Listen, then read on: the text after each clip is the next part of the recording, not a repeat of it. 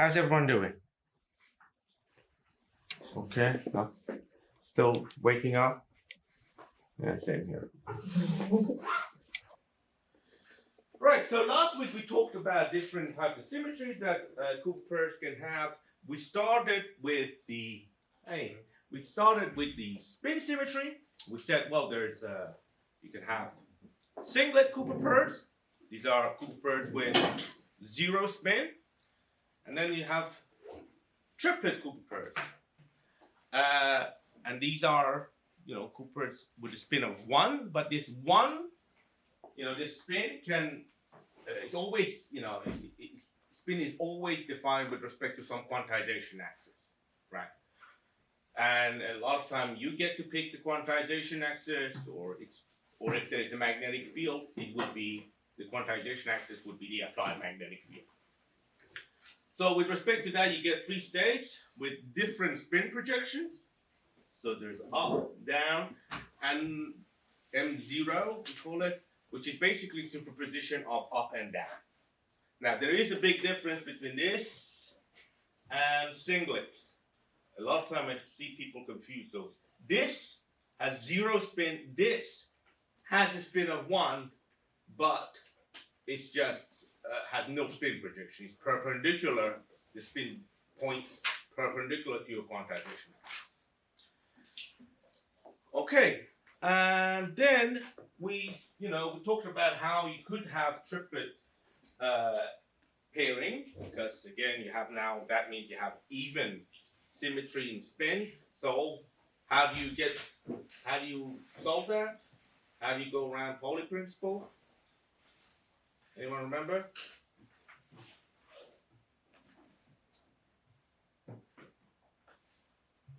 You knew it last week. Got so many answers last week, I was impressed. So how do you not violate Pauli principle and have equal spin? Something else that's not something else that's not odd or antisymmetric, whatever you call it. So what are those something else's? momentum or time.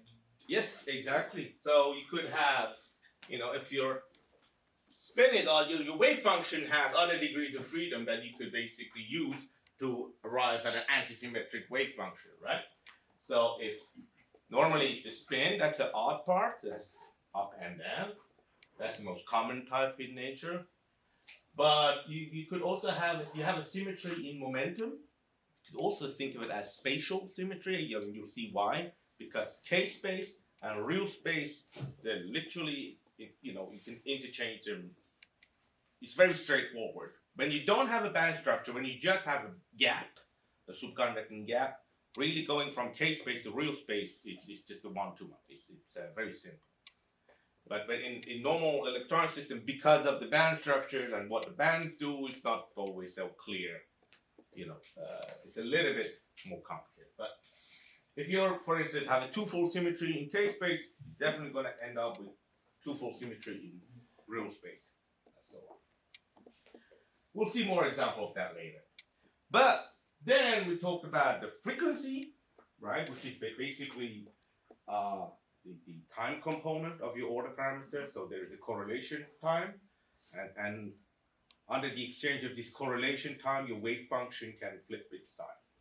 So the 2 electrons have to somehow avoid each other. If they can't avoid, they either avoid each other in spin, or they avoid each other in momentum, space, or they have to avoid each other in time. And that's all fine. But a lot of interesting, scenarios can happen with, especially the momentum symmetry, like the K-symmetry. And we talked about different classes. We have S-wave superconductors, D-wave, P-wave, F-wave. And so based on that, you could basically, you see that in S-wave, you have an isotropic gap. D-wave, you have a fourfold, you have a.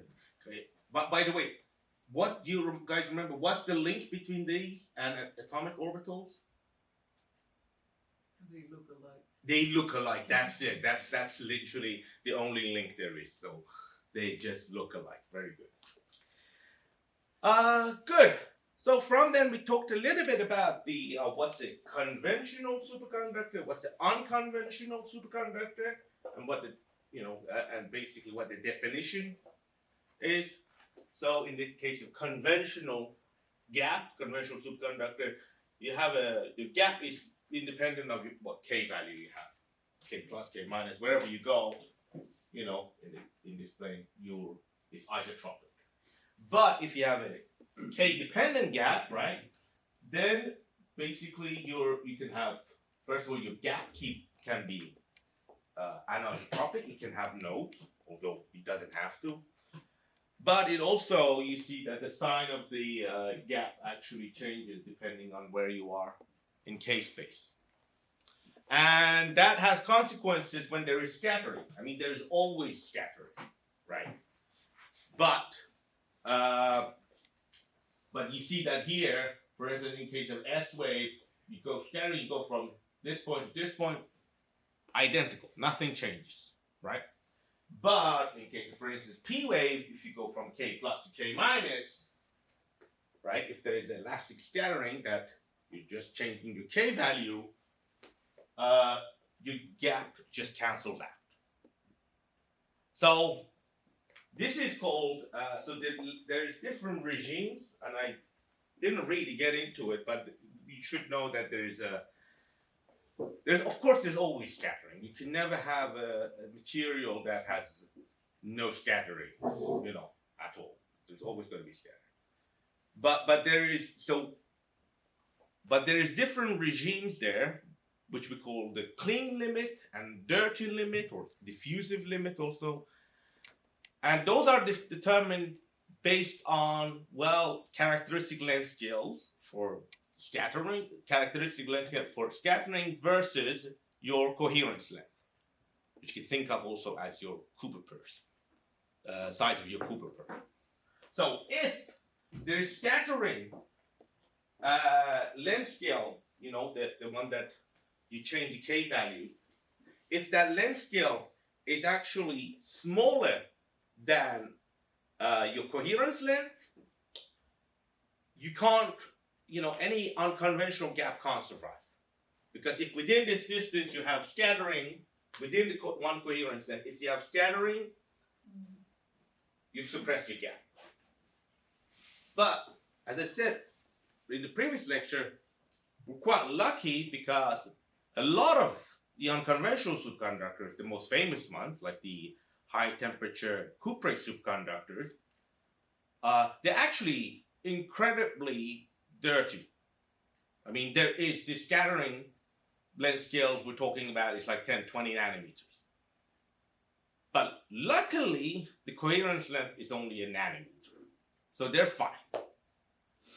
But for instance, later when I'm going to talk a little bit about another superconductor, strontium ruthenate, that one is also an unconventional superconductor, but you can only get superconducting samples if your mean free path is, normally you need it to be, in order to exhibit, let's say, its intrinsic quantities, you need to be hundreds of microns. But let's say if your scattering length scale is less than 70 nanometers, your superconductivity is completely killed. And in that case, it's because the coherence length is actually about 66 nanometers. So that was the first giveaway in case of strontium ruthenate that this is an unconventional superconductor. So as I said, if you're ever sitting at a talk and somebody claims that they found the next chiral P-wave superconductor, you should just ask them two questions. What's your scattering length scale? How clean is your system? And what's your coherence length? Because if it's not in the clean limit, if it's, your coherence length is 50 nanometers and your scattering length is, 10 nanometers, and then it doesn't add up. So it's a bit of a red flag. Yes. No, but if that were the case, you wouldn't be able to see superconductivity now. So if I have a superconductor and I claim it's unconventional and I have seen it being superconducting, then it must be that the scattering is smaller than the bigger than the coherence. No? So no, I mean it depends. So sorry, I don't think I understand the question. If If the scattering is bigger than the coherence length, so I'm fine, then I am able to see superconductivity. If it were the opposite case, I would not be able to see superconductivity. So if I tell you I found this new superconductor and I see it superconducting, then no, it's fine for any superconductor, you know. But if you say that you found an unconventional superconductor where the K, like a P wave, like that's the hip thing, and everybody's like, oh, chiral P wave. There's like I don't know, so many new candidates of it. But a lot of time, but you think about, well, if it really is a chiral P wave, what is your length scale? Because a lot of time it's not. I'm just trying to say it is a superconductor, but it's just not this symmetry. It's just an ordinary S wave. You know, Yeah. I gave you the example of this bend this helical wire that they're like, well, it's a chiral wire and now it's superconducting. Ta-da, chiral superconductivity. You know, and so you gotta. Those are the things that I'm just saying you should watch out for, because a lot of the proposal for this actually this chiral shaped, these helical shaped wires, these are extremely dirty materials. We're talking about mean free path of 3 angstroms, right? And it's they're practically amorphous. But then I swear people say, well, I make it a helical shape and it's superconductor, chiral superconductor. You know, I'm just saying, watch out for those. Good. All right. Now, summarize here about, that you could have different classes of pairing symmetry. So these are the general classes. You could have singlets and triplets. And this is just a summary. We'll come back to this maybe at the end of the lecture. And the last thing we talked about was this case of the chiral P wave case, where you have Cooper pairs the Cooper pairs have an intrinsic orbital angular momentum. So a Cooper pair can either turn wind clockwise or counterclockwise, not both. So they have options, right? So in that case, that means that you have basically that charged particle with the orbital angular momentum. That's the chiral superconductivity case that we talked about. So in this case, you could think of your gap having a winding in K space. So it has a direction. It can go left or right. That's how you represent the orbital angular momentum symmetry of your wave function. Any questions? Yes? If it has orbital angular momentum, does it also have a magnetic field? We'll come to that. And why are P wave superconductors and hip, as you say? Well, they're supposed to. So they were they were supposed to be the host to this mysterious Majorana fermions. So it's been going on forever. But basically, you need to, in order to get this elusive. Have you guys heard of Majorana zero mode, Majorana fermions? Yeah. Basically, in order to, it's a particle with zero mass, zero magnetic moment, zero charge, and zero energy. Basically, zero everything. It's its own antiparticle, and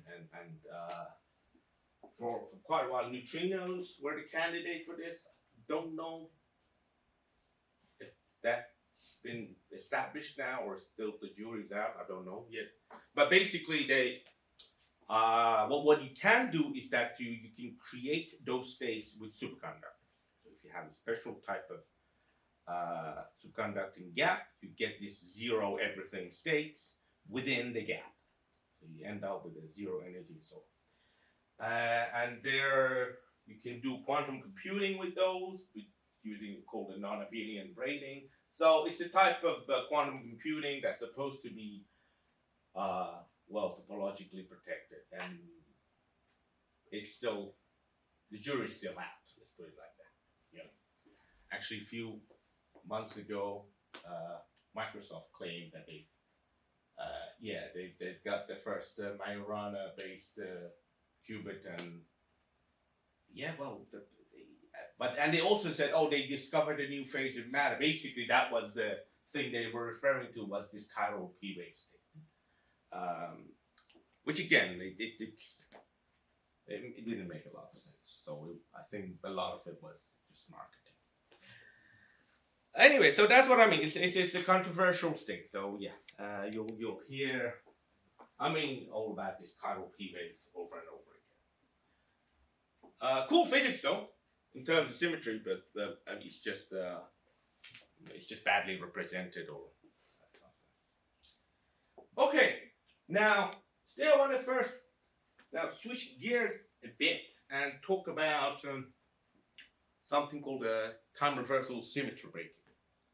Now, those of you, I know who you are, those of you who've taken the condensed matter physics course last semester should know what time reversal symmetry means. At least I hope you do. But for those of you who weren't there, can anybody tell me any guesses? Have you guys heard of this term before, time reversal symmetry? Can you give me a definition of what that means?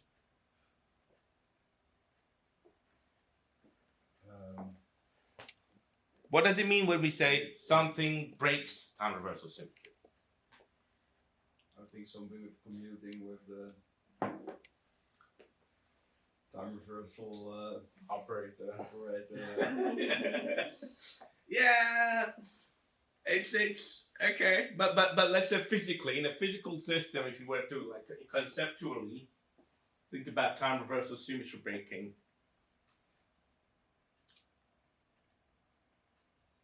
What would that mean in a physical system? What's happening? So first of all, raise your hand if you have heard of the term time reversal symmetry breaking. Okay. Well, almost everybody here has heard of it.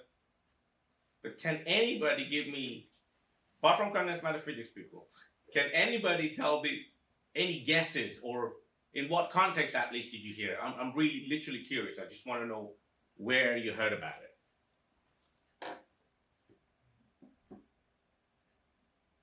Yeah? Elementary particle physics. Maybe you can think of in terms of energy. Energy is not conserved, so you can have time reversal. Not too bad. Okay, I think I'm missing a lot of the context there. No, I'm guessing. Oh, okay, right, okay. Anybody else has heard of it? No? In any other context? Only elementary particle physics or the time reversal symmetry operator? Yeah. So, it sounds, so let me put it this way. Sounds like a lot of gibberish, to be honest with you. And I've seen a lot of people who try to explain it with this cute analogies that, imagine you have a road and now you can go back and forth, but now you put a cone in the middle of the road. And now, you broke the cone breaks the time reversal symmetry in this analogy. There's so many of this. And none of them really helps. It's just cute, but it's really, time reversal symmetry breaking has a very, very simple definition that, but unfortunately it took me literally about 2 years to figure out what that is. It's way simpler than you think. Basically, if a system breaks down reversal symmetry, it means there is a magnetic field somewhere. Some magnetic field is generated in some form. That's what it means. So if you have a system that spontaneously breaks down reversal symmetry, all you need to know, all you need to think about, and this won't fail you, is to say, what's generating the magnetic field? There is a magnetic field being generated here. There's a magnetism coming out here. And then you just need to think about what's generating that magnetic field. Physically, this is all there is to it. And I've seen this really get lost and become really, really convoluted and confusing. But if you just keep track of that, there should be a magnetic field pointing somewhere that is, then you literally can't go wrong. Yeah, that's it's that simple. I wish I knew that at the beginning of my PhD. I don't know. It took me 2 years to just gradually come to that realization, and I've been like, wait, is that it? And then, no, it is actually. So that's all there is to it. I think so now covered what it means. Can anybody tell me an example of a system, physical system that breaks down reversal symmetry now? P-wave gyro. But other than superconductors, like what's the simpler? Ferromagnet. Yes, ferromagnets. Ferromagnets are the famous, most abundant form of system that breaks down reversal symmetry. You cool down a ferromagnet below its Curie temperature, it spontaneously develops a magnetization. Spontaneously, there's a magnetic field. And that is time reversal symmetry breaking. Now, it can also, like I said, can happen in superconductors, but how does it happen in a superconductor? What he said. Ah, what he said. Ah, okay. Well, I can't remember what you said, but yes and no. So, yes. Well, I don't remember. Let me just forget what you said in a moment, because I don't think I remember it correctly. But generally, in superconductors, there's different ways you could break down reversal symmetry. And that has to do with the ways you can generate a magnetic field. So, how do you generate a magnetic field?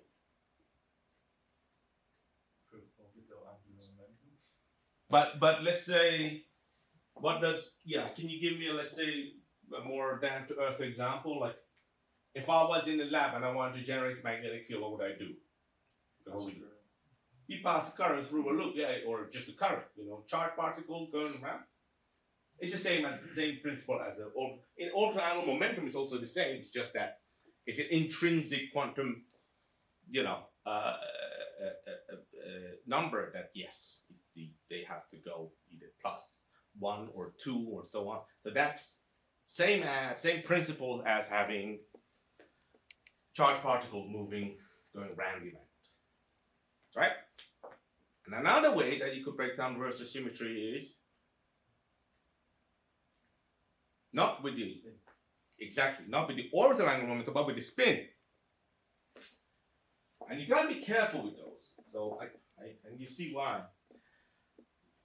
So again, you see orbital and spin, but does that mean, so based on this definition, is it fair to say that if you have a triplet superconductor, doesn't have a spin, it breaks down reversal symmetry?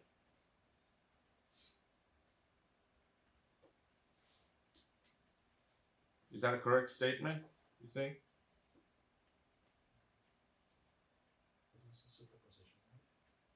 It depends. Yeah. Because if you're, actually, so yes, it really depends on, it won't work if you're in superposition, and in superconductors, weirdly enough, most of the time we're stuck in superposition. and you see why in a moment. So, but before I get into that, I mean, we'll come back to these different scenarios a little bit more rigorously. I want to introduce something called a D vector. Can be a bit intimidating, but hopefully we can all stay calm and go through it. You know, it's really, because once you get the hang of it, it's very useful. But before I want to get to that, I want to briefly touch upon the experiments, or how you can determine if a system has spontaneous time reversal symmetry breaking or not, right? Because here's the thing. As we said, you need, in a superconductor especially, this is a very, very difficult task. Why? Well, because basically what we're saying is that in case of time reversal symmetry breaking, that a superconductor is generating a magnetic field. Now, doesn't that seem a bit problematic? A superconductor that's also has a magnetic field, wouldn't that just a bit counterintuitive? Yeah, but it's also if you think about it, it's like a superconductors don't like to have magnetic fields, because if they have a magnetic field, they have to screen it. They still have this Meissner screening. But somehow, because of their pairing symmetry, they're just cursed to break this time reversal symmetry, but at the same time, they have to screen it. So it's just like they're like self-hating superconductors. They're like, I'm a superconductor, I have to screen the magnetic field, but no, I'm the one generating it. So that's basically, you know, that's a bit of a dilemma. I think they have a bit of an identity crisis, these superconductors. But at the same time, so what they do is that they always do screen the magnetic field. And that means that you can barely see the effect. It's not like it ends up being a very, very tricky thing to see, because it's not like a ferromagnet that's like big chunks suddenly generating big magnetic field. You're always going to have Meissner screening. So if you look at one of these superconductors, it's always, your superconductor has to find ways to both satisfy its pairing symmetry and screen the magnetic field. Yeah. Maybe I'll come back to that maybe during the course, but the point I want to make is that typically it's a very, very weak signal, and you can also just think about a superconductor. Well, there are ways that you could suppress your magnetic field, for instance, by arranging different states of opposite, for instance, chirality on top of each other. That way, you could basically cancel out the field and therefore minimize your total screening, because they average out 0 over a set, landscape of lambda or psi. So there's ways, but the point is that there's typically, it's a very, very weak effect. So there's very weak magnetic field. But that's not all. Can measure very weak magnetic field, but here the difficulty is in this word, spontaneous. That means that we need to detect this magnetic field without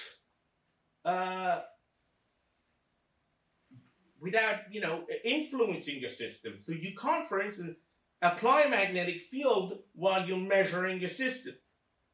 And that's actually turns out to be a big problem, because most of the magnetometry techniques we have rely on us applying some external magnetic field and, for instance, measuring the magnetization or measuring the magnetic moments. Now, if you can't apply a magnetic field, in this case, and you still need to measure a very weak signal, that's the difficulty. Now, there's two techniques that actually can do this. They can measure magnetization with 0 magnetic field. First one is with muons. So, have you ever heard of mu-SR or muon spin relaxation? No? Have you guys heard of muons? Okay, good. So muons, they're particles. They have a spin, and they have also finite lifetime. I think about 2 microseconds. So what you can do is that you can just shoot them into your material. You generate them and you shoot them into your material. Now, the muon has a spin, and when it gets to your material, you can actually choose the depth, how deep it goes into the material. You can even do depth profiling. But the muon comes in, it goes in the material, and now suddenly experiences a magnetic field somewhere. It's going to align its spin with that magnetic field before it decays. And when it decays as a positron, and that positron now, you can go and detect this with all these detectors around your sample, and you can basically now, what you do is that you do this about 10 million times, so sending 10 million muons and detect where they land and what's their spin, because with the positron you can actually, also get a feel what this positron that came out, which way was spin pointing. And that way you can basically probe to see the magnetization inside the material, and you can do it without applying any magnetic field. Right? So each muon that goes in, it's like a local magnetic probe that you send in and comes out. And but it's a very nice technique in that sense, because you're literally using particles as magnetic sensors. You're using particle physics as a magnetic sensor. But well, to get any substantial reading, first of all, you need a lot of statistics. You really need literally about 10 to about 7 measurement, incidents, and also it also is incredibly the data analysis is incredibly complicated. So I only know a few groups that actually they're really specialized in analyzing this data. Okay, so that's a muon experiment. But this muon only can tell you if there's a magnetic field inside the material or not. It still won't tell you if it's how this magnetic field comes about. Is it due to spin? Is it due to the orbital angular momentum? You don't know. All you can say is that there is a magnetic field. So it's a very good technique to show that this material does break down reversal symmetry, but it can't really tell you more than that. After that, you're kind of on your own. Unless, well, there is another technique. This is called the polar Kerr effect. This is, have you heard of the Kerr effect? Anybody? What's the Kerr effect? Oh, that's something. So, well, it's optical measurement, basically. So light has both electric and magnetic components, right? That's your electromagnetic field. You just put it in. Now you could polarize this light. You could have a circularly polarized light. And now what happens? The Kerr effect is basically that you're basically sending a polarized light, circularly polarized light, and then it gets reflected here. Now when it gets reflected, right, this beam, if there is magnetism there, it couples to the B field of your radiation and creates a tiny bit of shift in the B field of your beam. So you send in a circularly polarized light. When it comes back, there is a small, tiny offset now, or it could be very large. If it's a ferromagnet, it could be many degrees. But if it's in case of superconductors, incredibly small. We're talking about nano radians, right?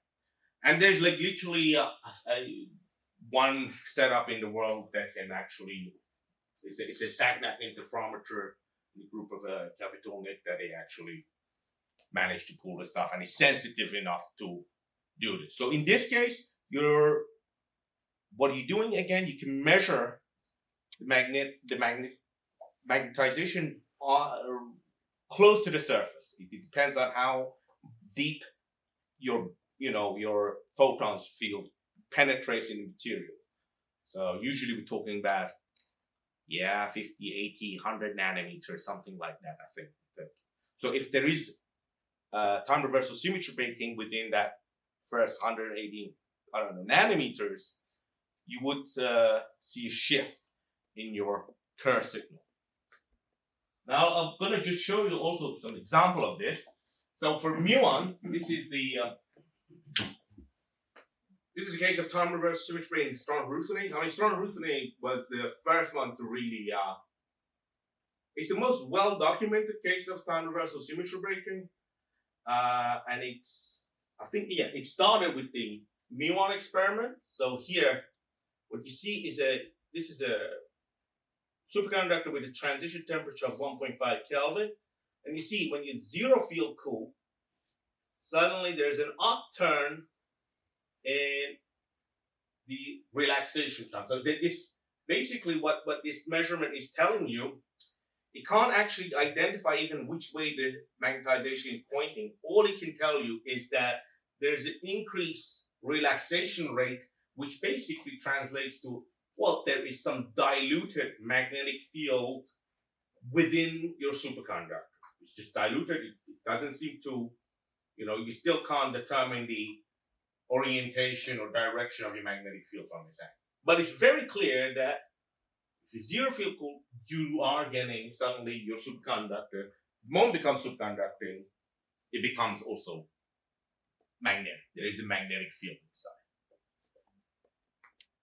inside. And this is the other example. This is the polar Kerr measurement, which I actually find a little bit more interesting because it tells you a little bit more than the other one. So in this case, what they do is that they zero field cool the sample with the Kerr effect. So you have a slab of crystal, and then you measure the shift in your Kerr signal. As I said, these are incredibly tiny scales. And you see exactly around 1.5 Kelvin when it becomes superconducting, suddenly your signal, sometimes half the time it actually goes up. The shift is, let's say, going one way, and the other half, the shift is in the other way.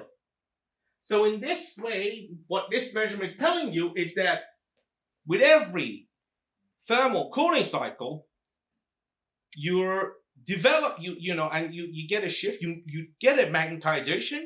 There is a net magnetic moment, but its direction switches every cool down, kind of like what a ferromagnet would do. Like if you just look at one spot on a ferromagnet, I mean, again, this is I think about 100 micron size beam spot. So within that region, right, half the time it's a finite region. Half the time magnetization is pointing up, or half the time it's pointing down. So this experiment actually is a bit more, as I said, more informative because it tells you two things.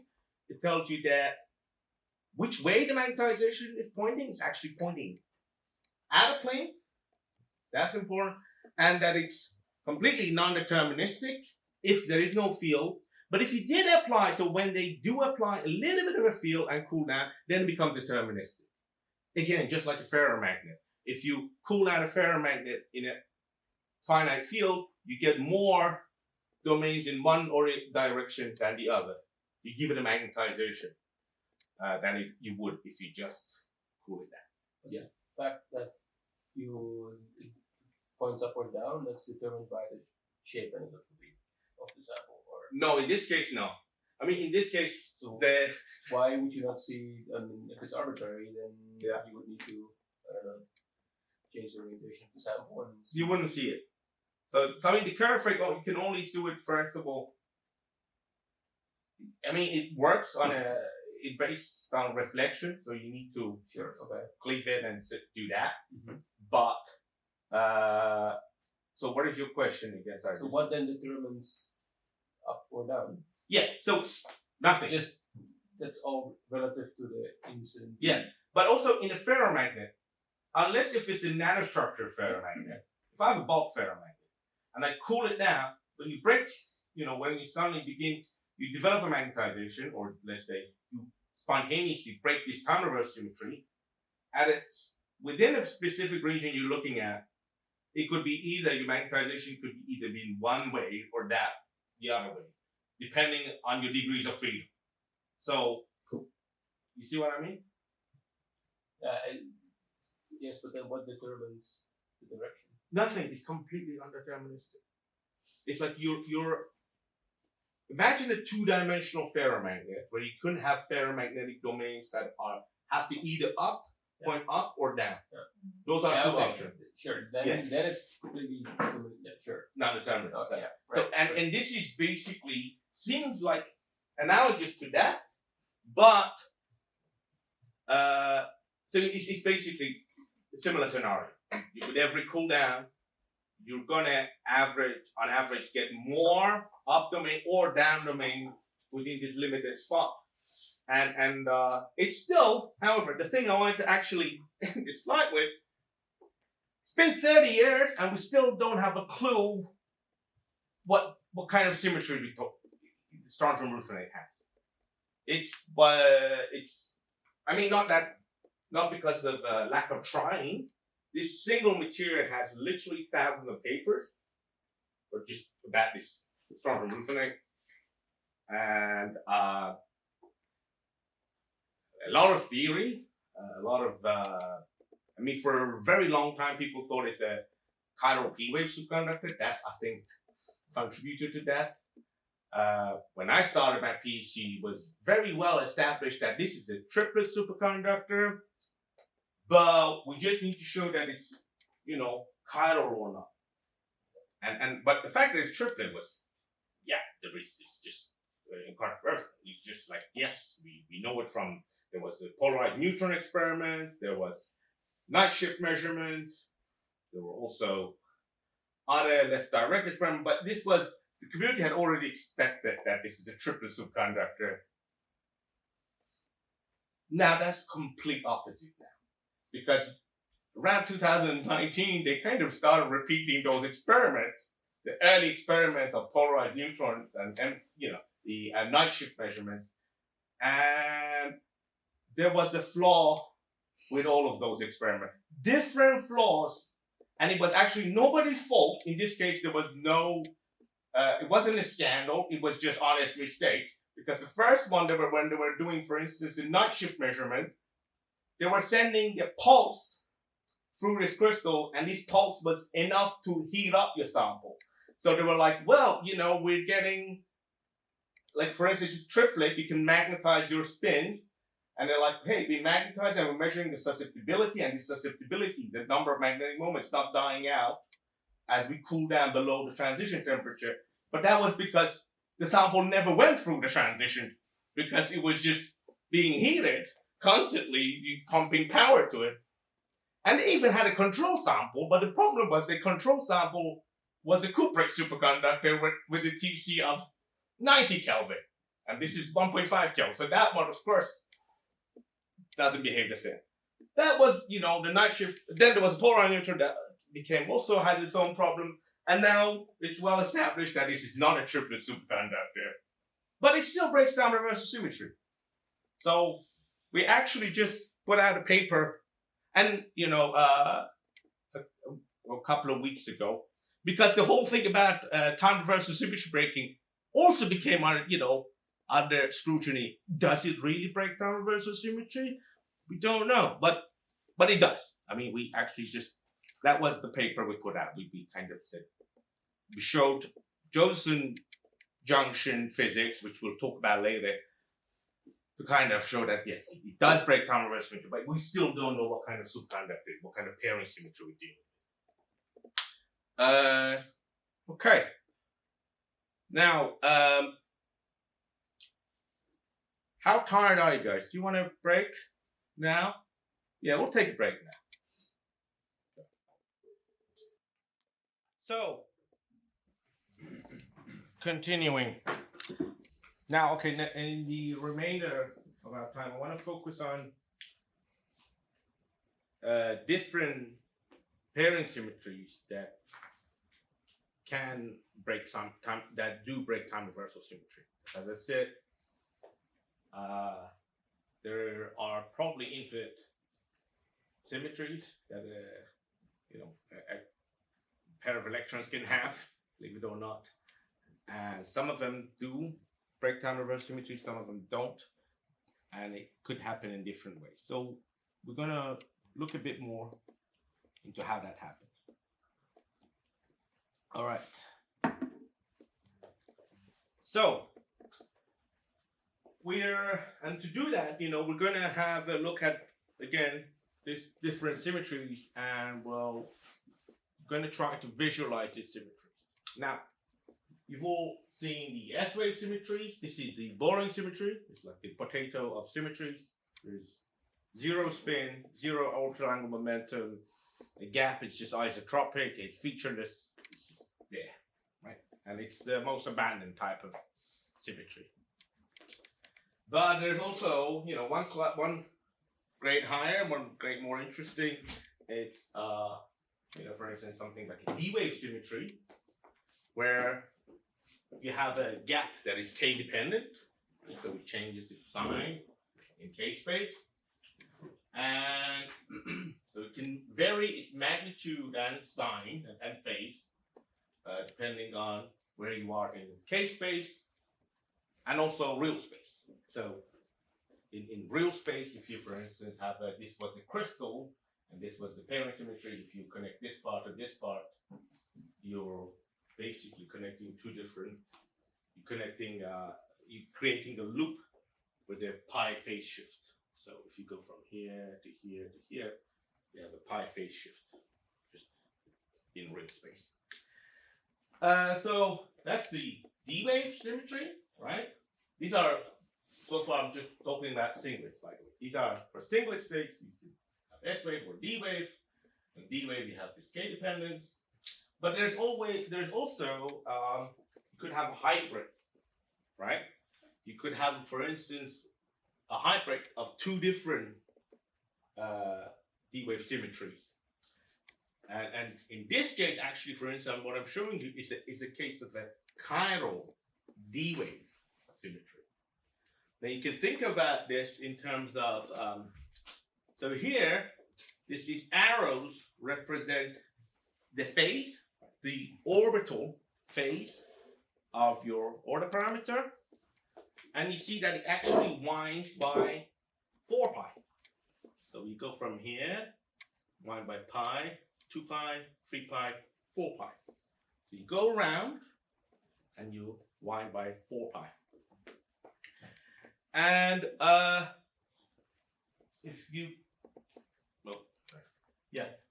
so even though this is a D-wave superconductor, this chiral case actually doesn't have any nodes. So most of the time, you would expect a D-wave superconductor to have an anisotropic gap. But in this case, your gap is actually as isotropic as an S-wave superconductor. Its amplitude is the same everywhere you go in K space, but its phase is not. And just like the chiral P-wave case that I showed you in the last lecture, this one has an orbital angle momentum, right? In fact, as you see later, any D-wave superconductor, it has this orbital angle momentum. It's just that it's always in a superposition of plus or minus. So a P-wave superconductor would have an orbital angle momentum of 1, D-wave orbital angle momentum is 2, but usually they're in the superposition of plus and minus, and you'll see why later. But in the case of chiral, you can't be in a superposition, and in this case, you're actually winding your order parameter by 4 pi. So this is what you should remember is that you don't need to be triplet, or you don't need to P-wave to be chiral. You just need to have this orbital angular momentum that winds in space, and that if that phase winding can have a direction going clockwise or for instance counterclockwise, that's what we mean by having the chiral order parameter. Clear? Yeah.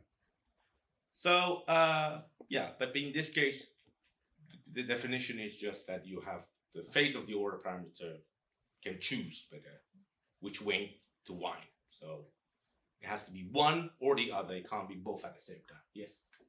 I don't know exactly what the x squared minus y squared means, or xi. Basically, it's just the orientation of your D wave operator. I mean, I could, because you could have, okay, let me put it this way. If you have P wave or D wave, you could have, again, depending on its orientation, it could be along X, Y, or whatever orientation you want it to be. So this is just determining that let's say the orientation of that symmetry with respect to your, for instance, crystal coordinates. So this is what it means. It's really, don't overthink. I mean, I don't want to go into a whole thing about what, how it comes about, but it's basically what it's just showing you is the orientation. I mean, you see that? Yeah. Let's just leave it at that, I think. I don't know. So the bottom line here is that you could have D-wave superconductors. You could have still an isotropic gap. You could have a uniform gap in K-space and have an orbital angular momentum. And in this case, you would still break time reversal symmetry, right? Because if your phase is winding, right, that means that there's an orbital angular momentum, charged particle with orbital angular momentum breaks time reversal symmetry, right?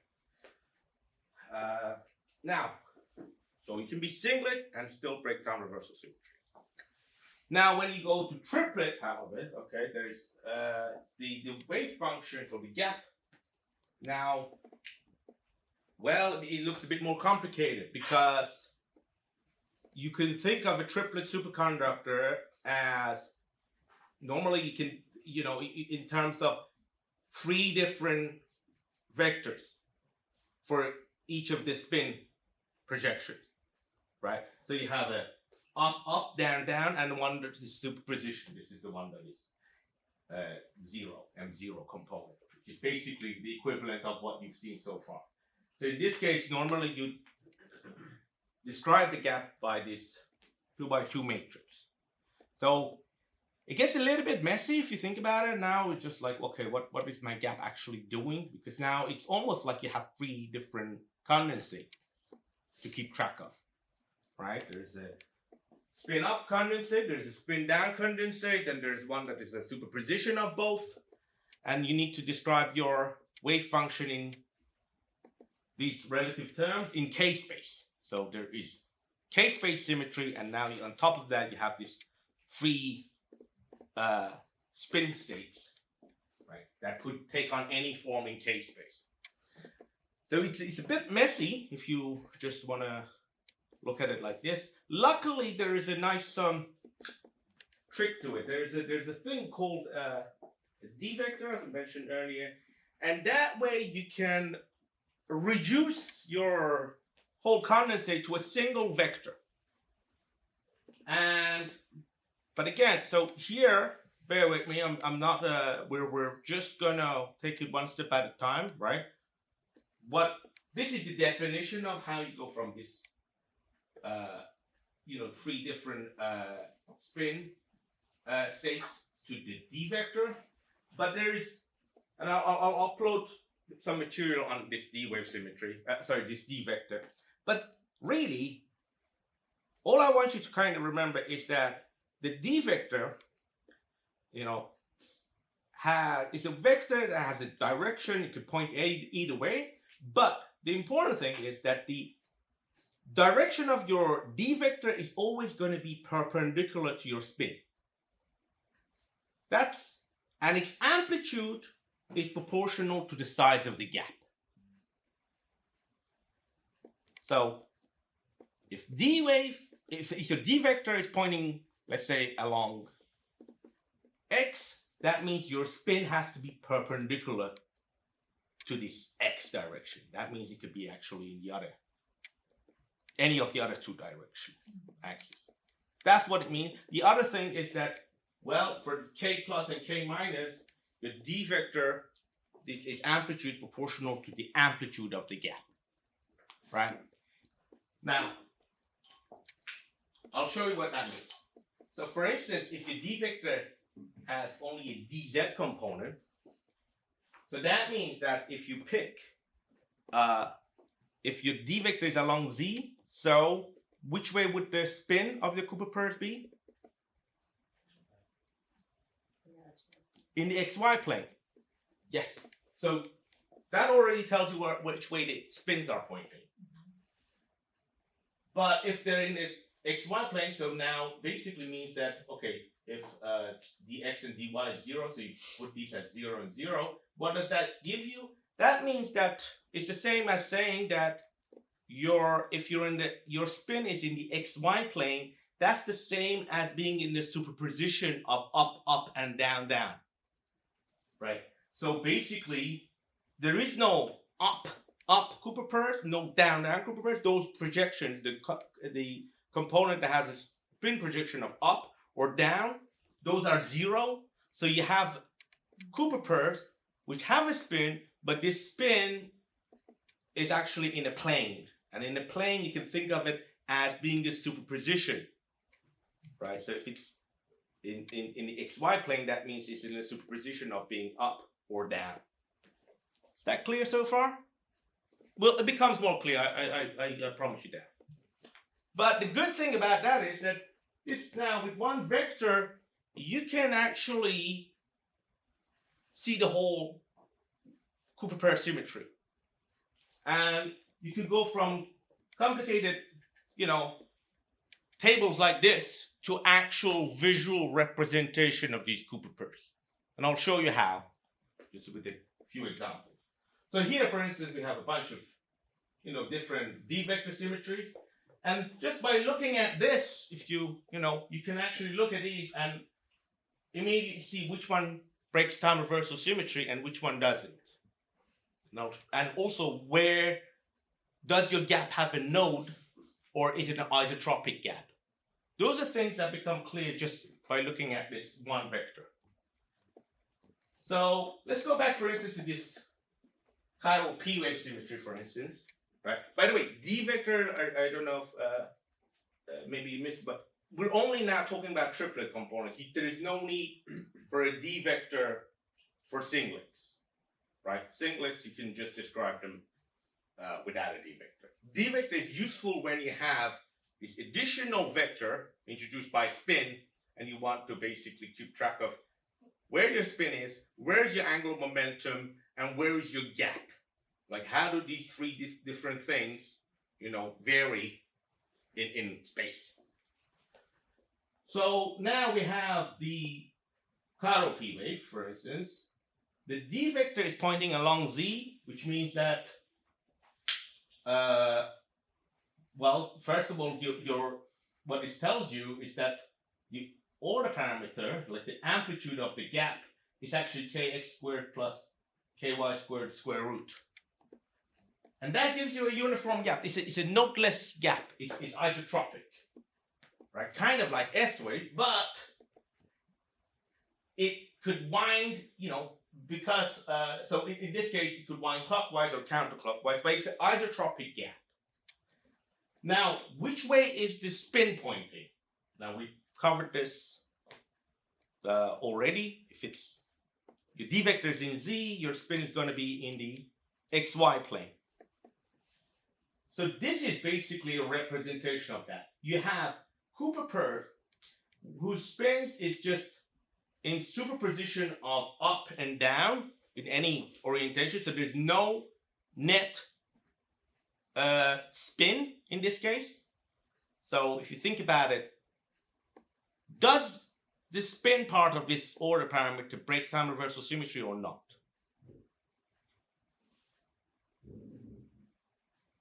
Who says yes? It's a triplet superconductor, but now with a spin of 1, but what is breaking the time reversal symmetry? Because we already mentioned that it does break time reversal symmetry, but what is breaking it? Is the spin breaking the time reversal symmetry? Who says yes? Yeah? No? I think so, yes. It does? I think you said it before, so. Did I? Oh. Well, the spin, I mean, so here's the thing. This is very important. If your spin is in superposition, it does not lead to a net magnetization. There is no time reversal symmetry breaking. Because MZ 0. Because if you have a superposition of +1 spin and -1 spin, you end up with no net spin at the end, right? And that means that even if you look at it, for instance, in the x direction here, like now we said this is superposition of up, and down, down. But you know what? Even if you look at it along any arbitrary orientation, let's say this axis, let's say we pick this to be our quantization axis. What you're going to find is equal population of spin up and spin down. Therefore, there's no preference for more spin up in one direction than the other. There is no time reversal symmetry breaking. What is breaking the time reversal symmetry here? It's the chiral part. It's the fact that you're winding your Cooper pairs your Cooper pairs are winding either clockwise or counterclockwise. It's the orbital angular momentum part of your wave function, right?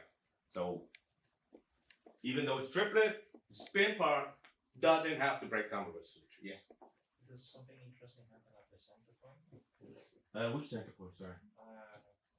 Yeah, if we look at this phase winding, then completely at the center of the coordinate 0, 0. Where is this 0, 0? Sorry. In the middle of the circle. No, nothing. This is, you can ignore the center. I mean, because this is the gap. So your Cooper pairs, you only care about this colored part. That's where the Cooper pairs live. So at coordinate 0, 0, you don't have Cooper pairs. So I was just confused then by the. Oh yeah, this one, ideally I get that. You should also have a hole in it. So, yeah, but I don't know. I mean, yeah, maybe I should just put a white circle over this as well. But this is the same gap, and just basically, these are just two different figures that I copy-pasted from my thesis. So, yeah. But you have isotropic gap, and yeah, so that's what it means. But let's make it a little bit more interesting, because I want to show you, but let's say, this is the, in this table, what I've showed you here, this is the only one that actually breaks down reverse symmetry out of these. But then you might say, well, why not the other ones? Is there a way that we could look at this and, I want you to see why the other ones don't break down reversal symmetry. And for that, let's pick this one, for instance, ZKX, right? So in this case, again, we're picking one where the D vector is along Z, so your spin is in the XY plane, right? So that we already know. But the spin again, because it's in a plane, your spin you have in that XY plane, you have equal population of up and down spins. There is no net spin, no time reversal symmetry breaking. But what about the orbital angular momentum part? Why doesn't this symmetry have a net orbital angular momentum? Because it's not chiral anymore. Yeah, but now why? Yes, that it is true, but I kind of want to show you what I meant, because earlier I said normally you're stuck in superposition of opposite orbital angular momentum, and here, hopefully this kind of clarifies it, because you could rewrite this kx as a sum of kx plus iky plus kx minus iky. So basically, this state, you could describe it as a superposition of orbital angular momentum pointing up and orbital angular momentum pointing down. So this is, if you want to visualize it, this is what it looks like. You have superposition in spin. There's no, uncompensated spin. There's spin equal, density of up and down spin. And the same goes for orbital angular momentum, because it's the superposition of both being up and down in terms of angular momentum. So that's what I meant earlier when I said you're always, normally with D-wave superconductor, P-wave superconductor, the Cooper has an orbital angular momentum, but it's in the superposition of both the wave function. So you're not breaking this time reversal symmetry. Now, it'll become clear if I show you, one more example. Oh, by the way, so this is also what the gap would look like. So this is in the case of px, hopefully it makes sense to you why you would end up with this case where there's a node. So this is literally, as kx, if your k is equals 0 along x, your d vector also is suppressed, and therefore you end up with this shape. So, I'm sure if you look at it for, more than 5-10 minutes by itself, it becomes more clear. But basically, you have one vector that's telling you what's going on with the orbital angular momentum, what's going on with the spin, and what's happening with the gap in k space, right? And real space. So now, hopefully, you see why the I in the chiral state is actually so important. Because when I said kx plus or minus iky, that I is the way to get out of this superposition, right? Because when that's the kind of the whole thing about having a complex order parameter. If you have this I, then you're not in superposition. You could actually, it has to be one or the other. So hopefully now it makes sense why this little I in your formula actually comes into play. It's just a way to get out of being in a superposition. Here's another example. Now, it's a little bit more spicy than the other one. Who can tell me which way the spin is pointing? Okay. Is it, and what about so in this case, let's put it this way. What about your orbital angular momentum? Which way is that one pointing?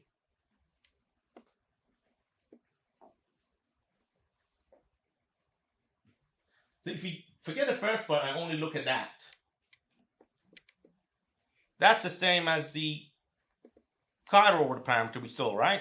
Where the orbital angular momentum was along. Exactly. So in this case, first of all, can somebody tell me, does this break time reversal symmetry or not?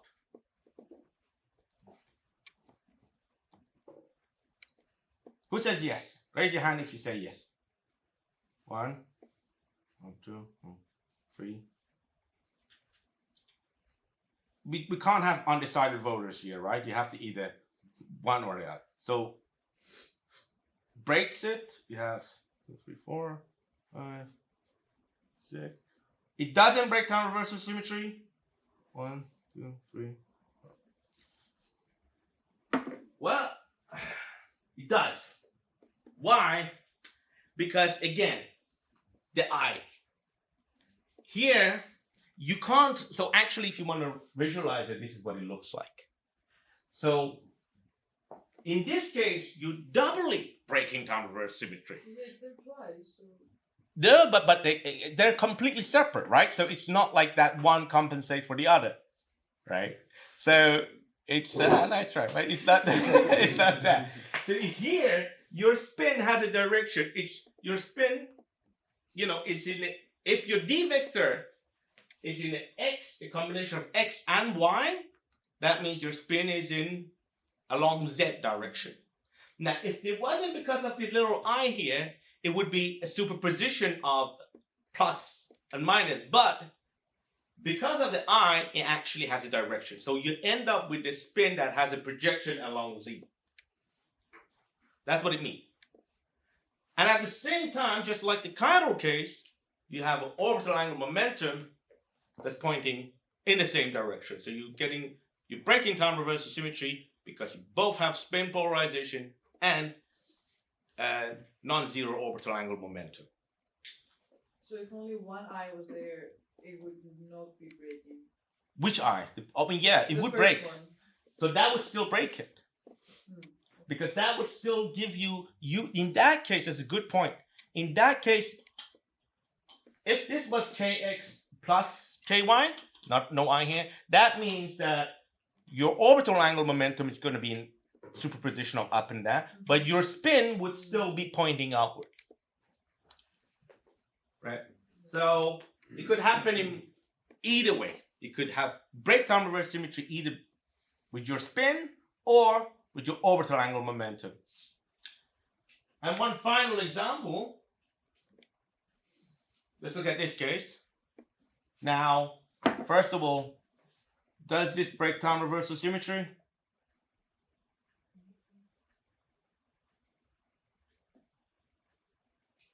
Does it?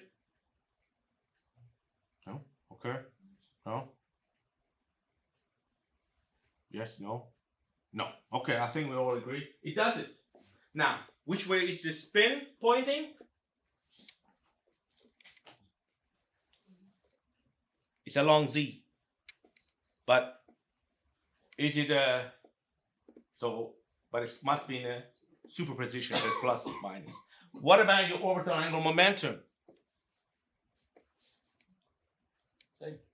It's also along z, but it's in superposition. So in this case, here's how you can, again, if you want to write it, as I said, the direction of the d vector is what represents the spin, so you can write it as x plus iy or x minus iy, and you get, again, here, you could just break this down to as a combination of plus and minus, which shows you there is no time reverse symmetry breaking, but this is what the wave function would look like. But I think, hopefully, you kind of, that's the only, again, I'm just telling you that because about this d vector, because it's actually useful, because you can really just look at this and in your head, if you just practice a couple of times, you can really see where each of these vectors are pointing. So it's a very useful way of, very concise way of representing your wave function. Okay, so that's all I'm going to say about this d vectors. It was just a little bit of fun to show you how they come about. But I want to kind of go back to this table again, because now, as I said, I want to maybe not this lecture, but I want to kind of in the next lecture I want to continue on to telling you about the Josephson effect, and you see that how so I want to gradually move my way towards that in the little bit of time that we have left. So, as I said, there's all these different symmetries, and there is this state that this odd frequency triplet state. Now, for the other ones, I said that, okay, there's examples in nature, except this one. We're just going to ignore this one for foreseeable future. But there are, examples of singlets that are D wave, S wave. There are examples of P waves that are P wave or F wave. But there's also the examples there's only basically one known example of odd frequency triplet pairing. And that's kind of what I want to focus on right now. A little bit of a change in gear, but bear with me. So, you know, normally if you want to find different symmetries, you look at different materials, and then there's suddenly a breakthrough. Like, for instance, people come up with cuprate superconductors or twisted bilayer graphene or something, and that material suddenly gives you a new, you know, class of symmetry that you can study. But in the case of odd frequency triplet, you can actually generate this symmetry. You could engineer, you could create it using conventional, ordinary superconductors. And I'm going to show you how. It's basically what you do is that you combine it with a ferromagnet, with the exchange field of a ferromagnet to create this. So this is a symmetry that was proposed for the helium-3 back in the 60s. And then everybody forgot about it, but then it was kind of rediscovered at the interface between the superconductor and the ferromagnet. And to understand that, I need to tell you a little bit about a thing called proximity effect. Yeah, we're a bit behind. Yeah, you can imagine. So this was supposed to be a break, but it's fine. I'd rather go at a slower pace than at least we could be on board. So what happens when you put a superconductor next to a material that's not a superconductor? Let's say you put a normal metal sharing an interface. You have a normal metal sharing an interface with a superconductor. Well, that's where the thing one scenario that could happen is a thing called the proximity effect. What it basically means is that by proxy, through proximity, this normal metal up to a certain range also becomes a superconductor. So your Cooper pairs from this whatever superconductor you have here, they're going to leak into this non-superconducting medium and make it also superconducting. Right? And the way that happens, you could also visualize it like this. Here, in the superconductor, you have a gap, right? At the Fermi surface, you have a Fermi surface now, the whole thing's become a superconducting gap. Now, in this normal metal, you also have a Fermi surface, right? You have a Fermi energy line here, right? But what's going to happen is that this gap is just going to extend. It's going to leak into this neighboring layer and form a mini gap. So you're going to have it, go from a big gap to a tiny gap here in this normal metal. So now you've induced a superconducting gap at the Fermi surface of a normal metal without this normal metal having any pairing mechanism. And that's a useful thing, because a lot of time systems that you want to study, for instance, you want to look at a topological insulator, you want to look at, you have very topologically interesting Fermi surfaces. By the way, do you guys know what I mean by topology? Okay, well, we'll come back to that later. But the point is that you could have interesting material with very, all kinds of parameters like spin orbit coupling, exchange field. You could have the stuff that you need to make Majorana zero modes, for instance. But it doesn't mean anything unless if you introduced Cooper pairs into that, right? And that's how you do it. You basically get what the material you want and you proximize it. You introduce this gap around the Fermi surface without the need of having that material to be superconducting by itself. So that's proximity effect. Now, it has, of course, a certain length here. That's the coherence length. Fine. Now, this is, again, remember what the coherence length meant? It's the length scale over which the amplitude of the order parameter decays. It's a material-specific parameter. And you see here, this is it depends on, is it function of KBT? So, but it also has, here we have a diffusion constant. So, depending on, let's say, scattering, and it could also vary. It's a material-specific parameter. Let's put it like that. There's actually more to it the proximity effect than this length scale, because let me put it this way: if I have, I don't know, let's say this table is superconducting, and I just put my phone over it. Am I going to get proximity effect?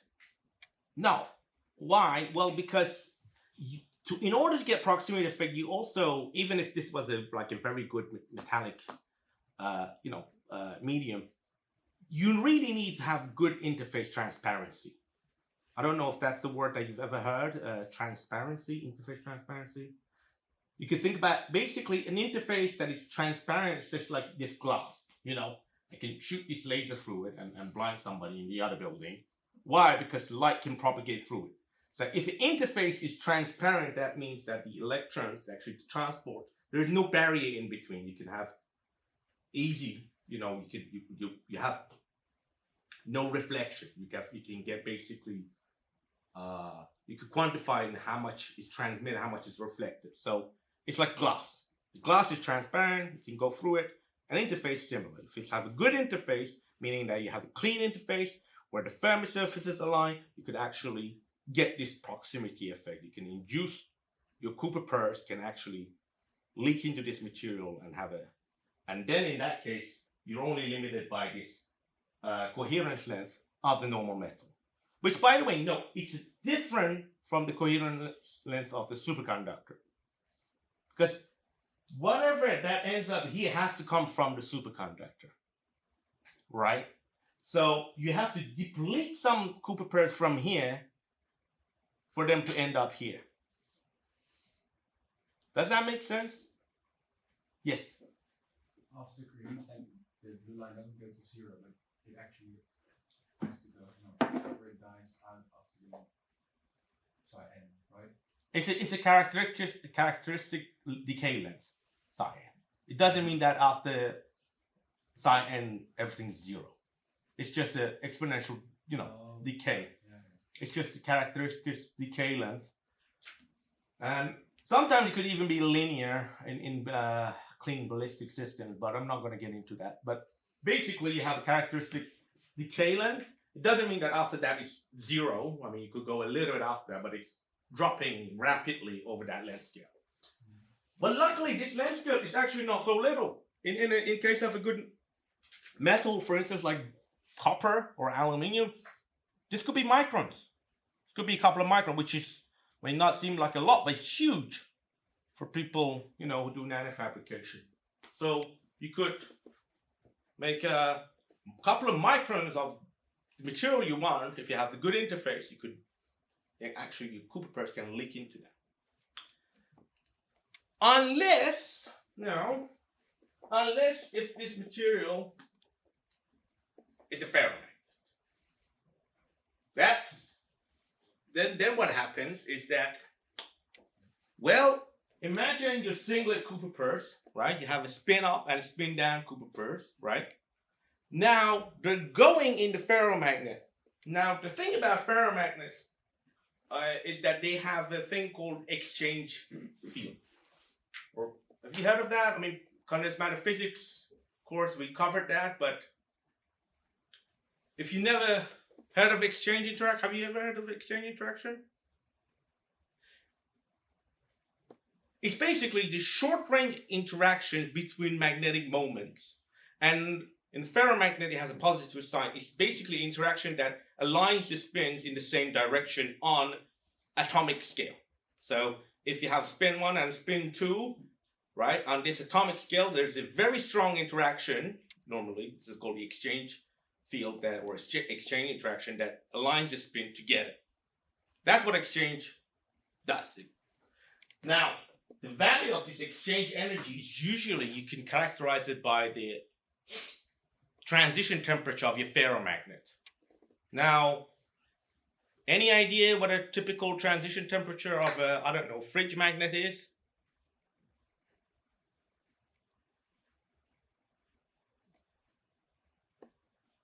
Actually, you could. I've done this demonstration, condensed matter physics, that I blowtorch a magnet and you can see it drop. So it's actually not high, but it can be very high. So it could be 100, 150 degrees, or it could also be 2000 Kelvin in case of cobalt. So you see now in those cases you have a very strong exchange interaction. What do I mean by strong? Well, compare that to the transition temperature of a superconductor, which is typically a few Kelvin. So the transition temperature in physics always characterizes the energy of your condensate. So when you have a ferromagnet, you have these Cooper pairs enter this ferromagnetic medium. They're going to have a hard time because they're torn apart both in energy, right? Because now they have to go spin up and spin down, has different bands. They have to go into different bands, right? And at the same time, when you split the spin up and spin down states, you're also changing their K values. So they had the same K values, but now K plus and K minus can be very different values, right? I don't know if this plot, have you seen this before? Basically, if this was a normal metal, there would be at the Fermi surface, which is the important, where all we care about, there would be equal population of spin up and spin down. But because of this exchange interactions, the density of state of spin up and spin down electrons is shifted. And that means that first of all, that now the K plus and K minus spins, K plus and K minus for plus spin and minus spins, they're just going to have different values. They're no longer symmetric. Does that make sense? So basically now what you've done is that you pour, singlet Cooper pairs into medium where they have different energies and also different K values. And that leads to decoherence. So they're just torn apart, they just start to dephase, they start to forget about each other.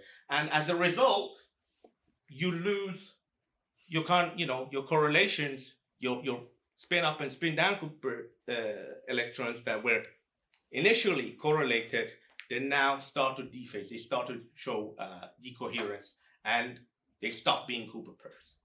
Now there is a much more rapid decay in this case, and there's some oscillations that I'll tell you about in the next lecture.